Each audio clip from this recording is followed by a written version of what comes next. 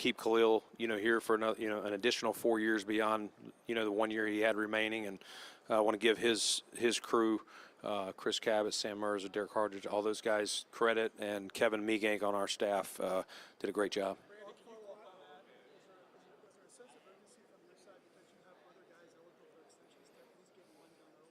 Yeah, I mean, you're trying to always look. You're looking at it's a large puzzle, and so you're trying to find out. We've got, a number of guys that you could say, hey, deserved extensions. You also have a cap, and we're trying to, we've been waiting. We got some clarity last week on the range of the cap. Some moves you do can acquire cap space, others can cost you. So we're balancing all of that while having conversations, and some of the conversations haven't started yet. We're kind of, you don't want too many going at the same time, but we'll continue those. And again, as I was telling the guys at One Bills Live earlier, just because we don't get an extension done now or before the start of the league year doesn't mean we won't in the league year, or you guys have seen us do them in the summer as well. Why did you feel it was important to lock him up for you in this position? Yeah, I think Khalil, I mean, you'd be hard-pressed to find anyone, fans, players, anyone in our building to say anything negative about Khalil and what he's brought. The guy is a true lunch pail Buffalonian. I mean, I know he's not from Buffalo, but he doesn't say anything. He just shows up every single day. He's Mr. Dependable, and when the ball's thrown his way, he usually comes down with it. And, I'm sure everyone on our team that's coming back will be excited to have Khalil, knowing, and we're going to count on him even more, not only on the field, but his leadership going forward.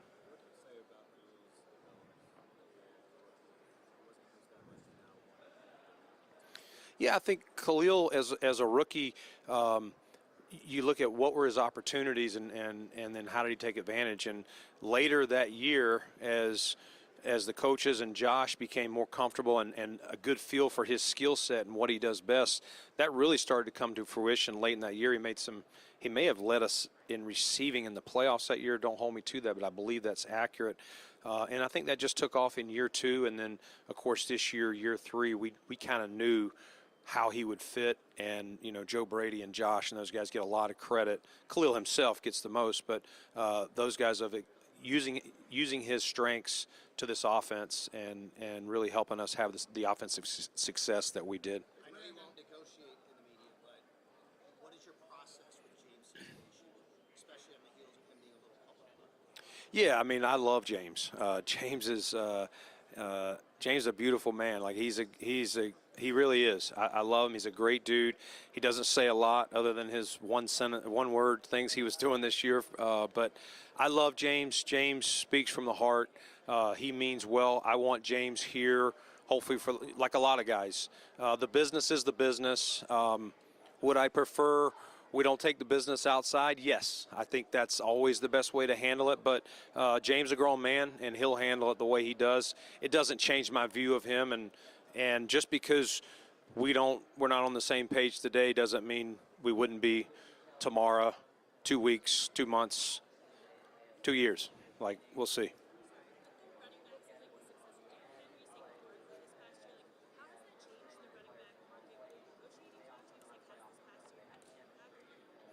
Well, you're always looking at the market. The market is what it is. Whether you're buying a house, sometimes you buy a house and the market goes down. Sometimes you buy a house and you sell it 3 years later and you made a couple $100,000.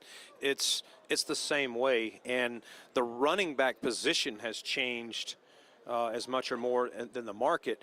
No longer is it 3 yards and a cloud of dust. Some of the names you mentioned, these guys are weapons on all 3 downs. And so, Saquon Barkley had a heck of a year. And, Christian McCaffrey's paid well up there. He was in the MVP conversation, the year prior. So at the end of the day, your team has to fit whatever player it is, running back, receiver, whatever, within your structure and the confines. And you do have to pay attention to the current market, what it is. And so, again, just because you're not on the same page with a particular player or their representatives now doesn't mean that things come to light on, more in their favor going forward or more in the club's favor.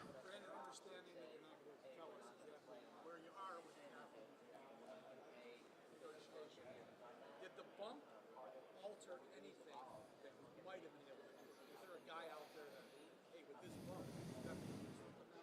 Yeah, I mean, we're always looking. Part of it is what do we need to get into the league year, which is coming up fast in a couple of weeks. And then part of it is how do you want to structure things? What moves do you want to make? What are out there? Whether that's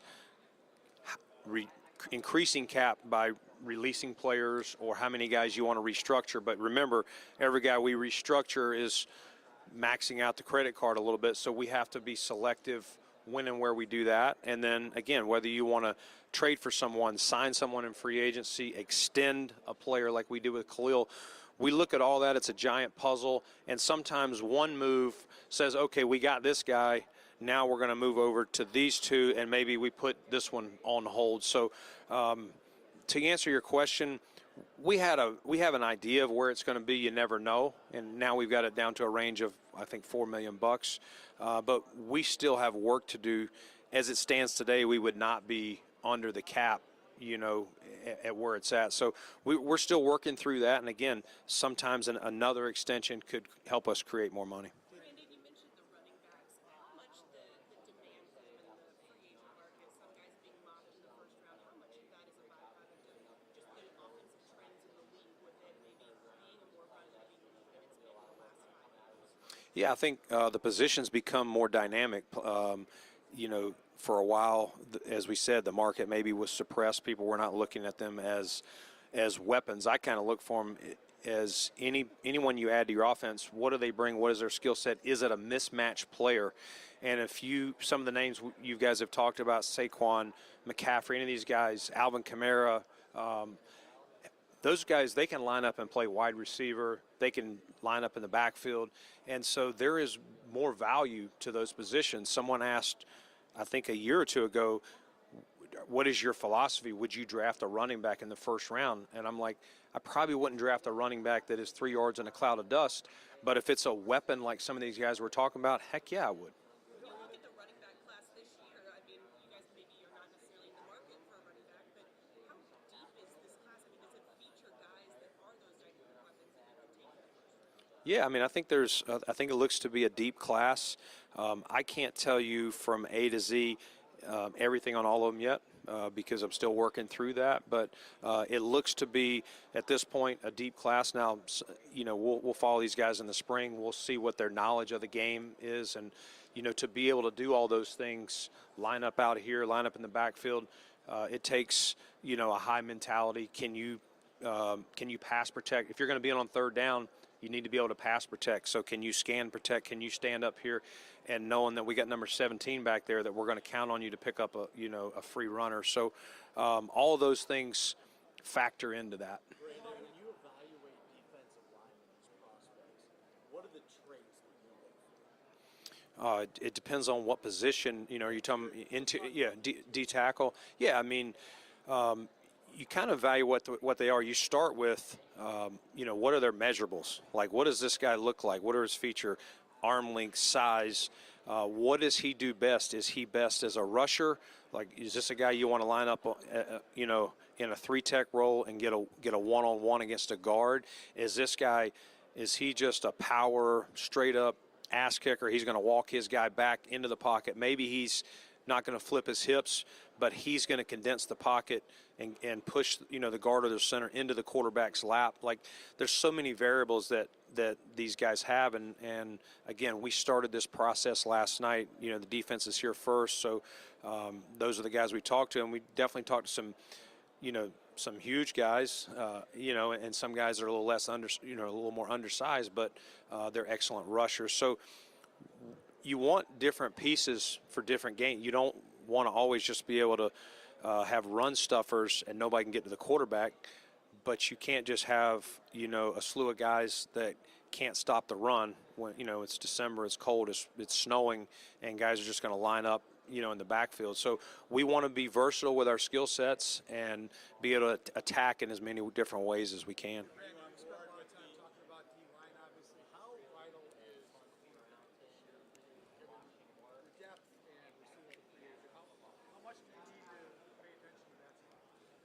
Yeah, I mean, Sal, we look at everything. We really do. And so, yes, Rasul's a free agent. So, we'll see what happens, with him. And obviously Christian would be coming back. And, we have Khair here and some other guys. So we'll see. We'll look in free agency. We'll look in the draft. But I would say there's other positions as well that we definitely need to look at and make decisions on, not only for this season, but, years to come. What physical traits do you value at that position? What are you looking for if you were to go at that position in the draft? What are you looking for out of a prospect? Well, again, you got to evaluate what they have. I mean, of course, if you could take a guy who's 6'2", strong, 200 and something pounds, he's got great ball skills, and he runs 4.35. I'd put him in my pocket and take him home. But that's usually not the case. And if you're drafting at 30, you're probably not getting them. So, we'll evaluate what they do well. In our defense, one of the things you got to tackle. You got to be physical. And, not every defense accentuates that. You still have to cover.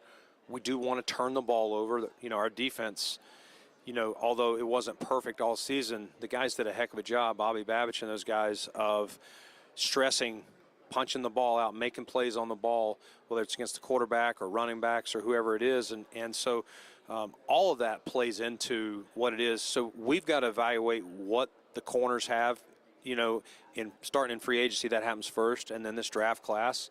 And we'll line them up the way we see them. And like we do other positions, and then if there's a guy in free agency or a guy in the draft that we think fits what we need in Buffalo, we wouldn't hesitate to sign or draft. Line class, defensive tackle, and edge.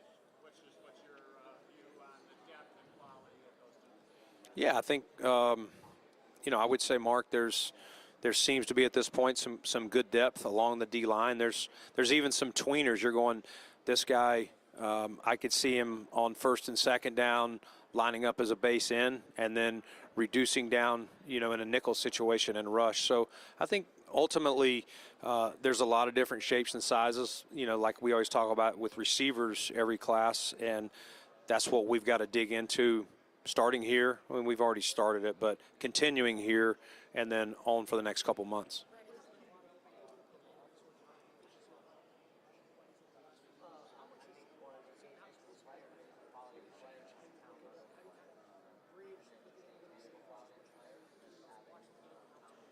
As far as the rushing attack, yeah, I mean, I think a lot of teams, and I would say we were one of the first teams to do it. A lot of cover two high shells. We're not going to give up the big explosive plays. We're going to have less men in the box, and we're going to make you go 10, 11, 12 plays. I think, that's why scoring probably went down a little bit. There's also more rushing quarterbacks, guys. That's the trend. If your quarterback can tuck it on a pass play or as an additional runner, with a lead blocker as a running back. So all those things matter. It controls the clock. If you're trying to keep the other quarterback, off the field, best way to do that is to possess the ball. So I think all that will continue to. The game is always. It's never staying the same. It's always evolving. Because it was so pass happy and points were scored, people thought that was where it was always going to go. But people started saying we're not going to allow that, and so it will evolve. And at some point, 6-10 years from now, it may be back to pass heavy. But right now, you're right. It's more of a balanced attack. First time we've talked to you since Josh won MVP. Yeah. Can you give us your thoughts on that? Yeah, that was awesome. Awesome for Josh, first and foremost, and his family. That was cool for, Sean, myself, Terry to, fly us down to be there and support him for that moment. And, I mean, nobody's worked harder.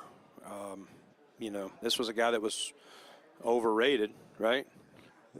I'm laughing, but, in all seriousness, that's how our training camp day started. Josh asked me the question, and we were getting into the overrated to a guy who won MVP.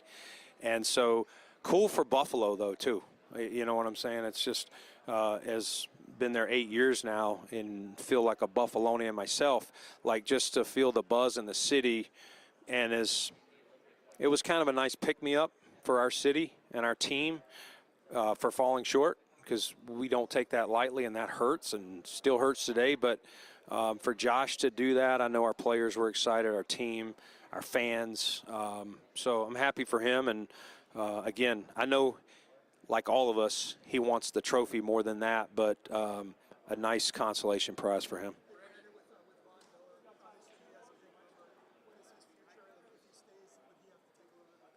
Yeah, I mean, we're still looking through all that. We really are. I got the same question with One Bills Live guys.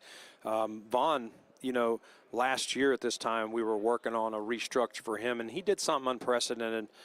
He was guaranteed, I can't remember, 10 or 11 going into the year, and he took a pay cut below his actual guarantee. And you're talking about a first ballot Hall of Famer that did that. So a lot of respect for what he did to come back and try and help us chase this trophy. And I thought as the year went on, he continued to show, that he could still play. As far as any decisions, we're still working through all that.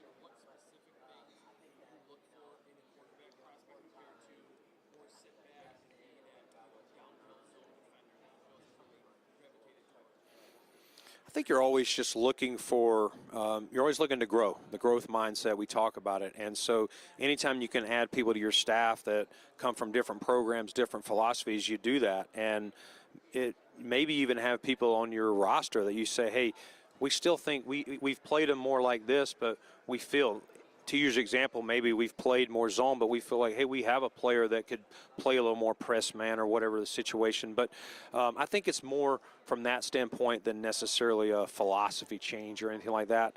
You're always looking to, again, whether it's scouting, coaching, whatever it is, find new trends, new ideas, ways to, be creative as you face some of these big opponents. It's one thing, as we know, to win your division and get in the playoffs. To win in the AFC and to represent the AFC in the Super Bowl, it's a gauntlet to go through, and that's not going to change anytime soon.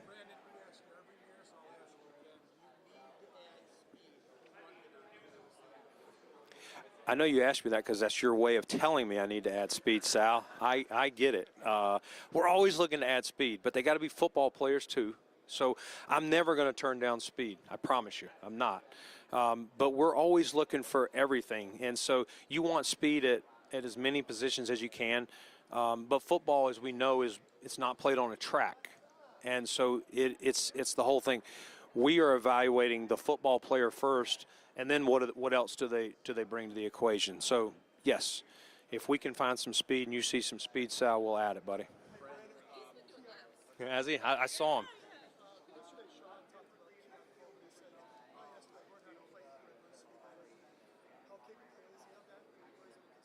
No, I think, listen, Keon, I agree with Sean. I said that same thing at my end-of-season presser, that I thought Keon was really trending up, and he got the unfortunate hit on his wrist in the Miami game and probably didn't reach to the peak that he was at pre-injury.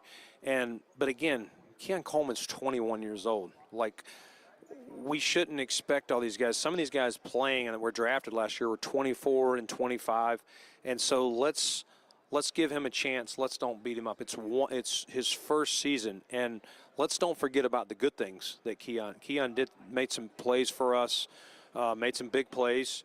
Are there some plays he would want back? Sure. Are there some things he needs to do better? Yes. But I know, talking to him even since the season's ended, talking to his representative who he's living by, that he's grinding, he's working, and he's a competitive young man. That's the thing we knew about him in the research. And I have no doubt that he's going to come back with a refreshed mindset and ready to, if there are doubters, to prove them wrong. Another young player, Bishop, hoping to earn a starting role next season. What are you looking for out of him this offseason leading into training camp as he hopes to get started? Yeah, I mean, I thought Cole, other than the Houston game, he got beat over top on the one deep ball. But after that, when he got his next opportunities, I thought he showed up. I didn't think he looked like a rookie. Is the game still moving at a faster pace back there? Yes, there's a lot on safeties. you're not going to see us probably play a lot of rookie safeties, in this defense. But we're going to count on Cole, and he'll have to do his job and continue to get stronger, learn the game, all those things. He had an unfortunate deal this year. He missed the most important part of the season for a rookie is training camp. And unfortunately, he had an unfortunate injury, missed all of it, which really set him back for the opportunity to earn a starting job. But he'll have every chance this year, and he is wired the right way. I have no doubt that he'll rise to the occasion. I know that there's a lot of, you can't talk about other players, other teams, but when you hear that names could be out there available for trade, you make trades. What's that process like? Does it start now? Does it start after you kind of get all of this set? You know what I mean? You kind of have to know things by March 12th. Yeah. Yeah, I mean, Sal, I get where you're at. Obviously I can't talk about specific players, but there are times that I've called on players at the trade deadline. I did that with Stephon before we got him, that I've called on at deadline and just said if anything changes, it doesn't mean only if it changes for this year, if it changes in the offseason. And so you keep constant communication, with those clubs, unless they're like, hey, you may get hey, we're 100% not doing it. Like, you don't need to call me anymore. I got you. I know if we had a change in heart, we'll reach out to you. We got you on the log sheet here that you'd be interested. So it kind of depends on each situation, but it is our job to always monitor that. And just because you see a trade happen doesn't mean we weren't trying to do it. Maybe we didn't think it made sense. Maybe the club said, hey, we want to send them to an NFC team, or whatever the case may be. Again, just because we didn't end up with them doesn't mean that we didn't try to pursue them or at least check into it and see if it made sense. Along those lines, Brandon, have you been active in those conversations right now? And you mentioned Diggs. You've done it before where you've traded your first-round pick. Are you open to that idea if the deal is right? I'll answer that one first. Anything that's right that can help our team, Jay, yes. Yes, I would not flinch. I don't know, I say this on the golf course, I'm a lot of things, but scared ain't one of them. And so, yes, anything that can help our roster that can fit and not cripple us in another way, yes, we would definitely do it. Those conversations, I swear they happen all year long, like other than maybe July. Whether it's, are you, is a guy for trade, or you're finding out they may trade him, but he could be a cap casualty. Whatever it is, we're trying to monitor it. Can I monitor every single one by myself? Not necessarily, but I have a staff, and they're doing it, and they're keeping a pulse, or they're checking with agents, or they're reaching out to their contact with Team X. Whether they see something on Twitter, whether they hear it in the scuttlebutt behind the scenes. If it's a player that we think would fit the Bills, we're going to check into it. I would say our name gets thrown out there a lot. And sometimes we're checking into it. No one will make the call. It's probably a long shot. But if you don't call, you don't know.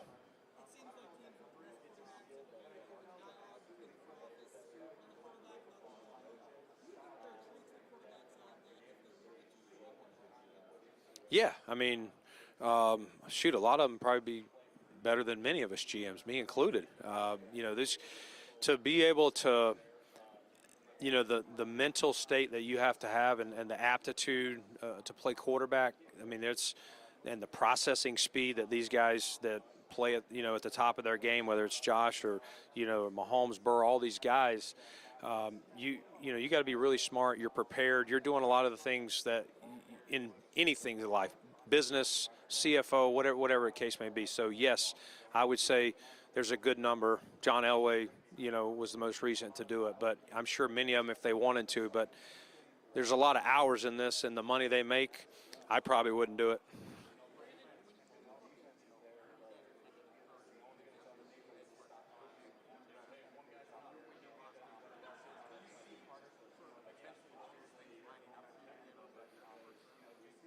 Yeah, I mean, it's so hard. It's February. You got 2 months from now. So many things change. Injuries happen. You meet guys, and you're like, I don't know about this guy that looks good on film, but you're just not feeling, or something's not adding up.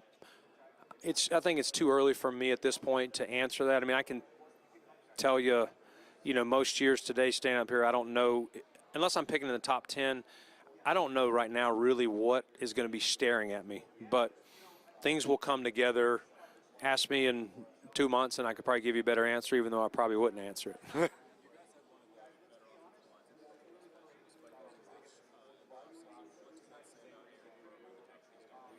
Oh, Chrome's one of the best. He's a heck of a coach, super competitor. I think everywhere he's been, his O-lines have been pretty good, and I think it wouldn't take you. You could probably ask any of our O-linemen now or guys that have been here. I've never heard any of them say anything negative, about Chrome. I'm not in the meeting room, but he gets it. Sharp guy, and we're fortunate to have him.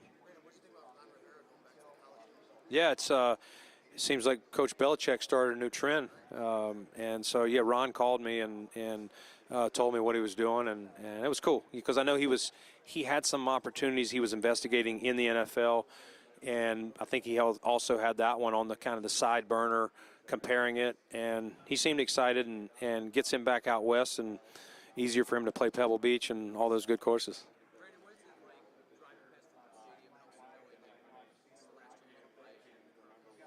That new stadium is looking cool, and I was just talking to the guys when we were in for the honors, that are building the stadium, and just telling them like it's one of those things. I see it, but I have not gone over there yet. I wanted it to get further along, and he's like, I can't believe Scott Radisich, and he's like, I can't believe that you haven't been over there because they've offered it multiple times, but I don't know. I just renovated a house, and it was torture. Going through it and getting frustrated, so I was like, I'm going to wait till it's closer to done. But I'm going to get back over there soon, and because I haven't been over there since the day we had the shovels in the ground intentionally. But to look at what it looks like now, it's cool, and it's going to be one of the best things ever to happen to the city of Buffalo.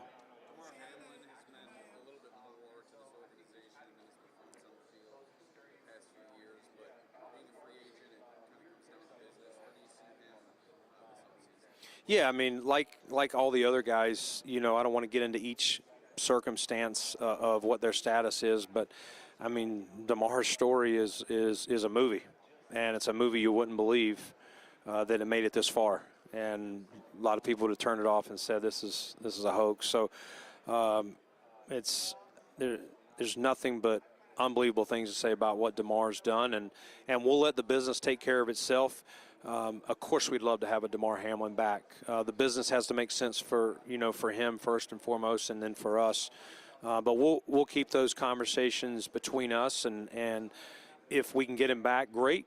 If we can't, I'm going to hug him and call him, and like we do with a lot of the other guys when we just can't make the financials work on our end. But what a great job he's done. I don't think hardly anyone out there had him pegged to be our day one starter, and he didn't lose the job all year, and that's a credit to him, not only as a 6th-round pick, but the medical situation that he went through.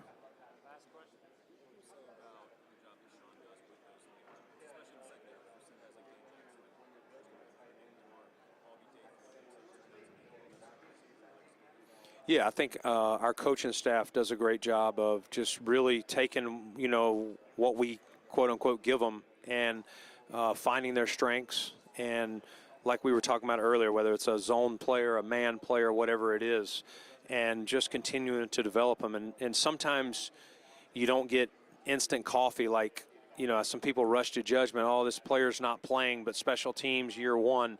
But when the light comes on, I mean, I even think of Terrell Bernard at linebacker. Year one, Milano got hurt. He went and played will linebacker against the Jets, and it wasn't his best day.